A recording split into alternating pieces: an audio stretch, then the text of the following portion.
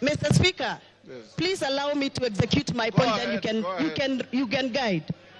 Procedurally, Mr. Speaker, the fact sheets that were distributed in our constituencies had allegations that were read out to members of public as facts. So to me, the fact sheets that were distributed in our constituencies were fact sheets that were communicating facts.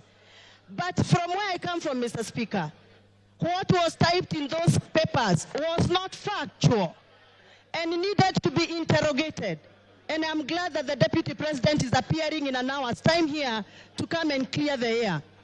Mr. Speaker, before I defend and I give my submission, I request you to allow me to refer to the Standing Order number 91 on responsibility for statement of facts. A member shall be responsible for accuracy and facts for whatever allegations that comes and disseminates from this House. Mr. Speaker, this morning we were watching video clips on our television in this House. Those video clips that were played in this House were reported speeches that were reported from various media houses in this country. Mr. Speaker, according to the Kenyan Constitution and the Data Protection Act, it is our duty to clarify information before we disseminate and use it for a quasi-judicial process like we are handling today. Mr. Speaker, I would want your guidance whether those media clips that were used this morning in the floor of this House by the mover of this motion, whether those media clips were qualified to be used in this process of impeachment.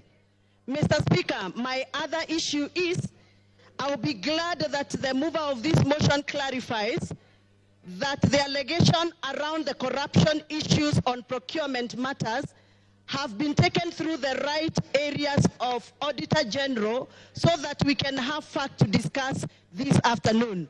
Otherwise, according to me, the allegations that have been tabled by the mover of these motions are mere mudslinging, they are hearsay, they are gossips, and they must stop. And Mr. Deputy President must continue working for this country with all the energy, with all the labor, and with all the love that he has had.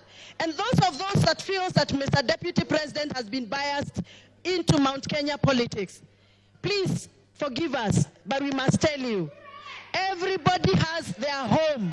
The Deputy President comes from Mount Kenya, and every good thing starts from Jerusalem.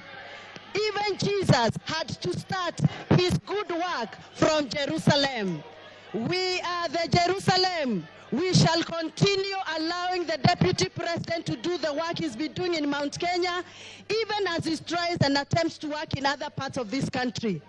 I have personally escorted the Deputy President in other areas outside Mount Kenya.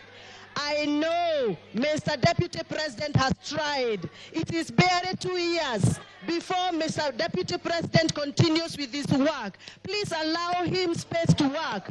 2 years are not sufficient.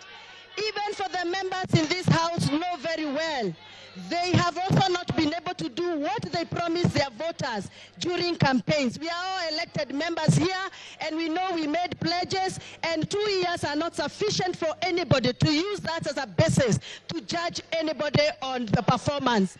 I support that the Deputy President be given the opportunity to serve this country, and those that are attacking the Deputy President for working on behalf of the Mount Kenya region, they must also accept that everybody has a village where they come from, everybody has a home where they come from, and every good thing starts from Jerusalem, just like Jesus Christ did. Asanteni sana, and I refuse. The Deputy President is going nowhere. He's going to stay here to serve us as we gave him votes. Thank you very much. Thank you, Speaker. Thank you, Honorable Speaker, for giving me this opportunity to contribute to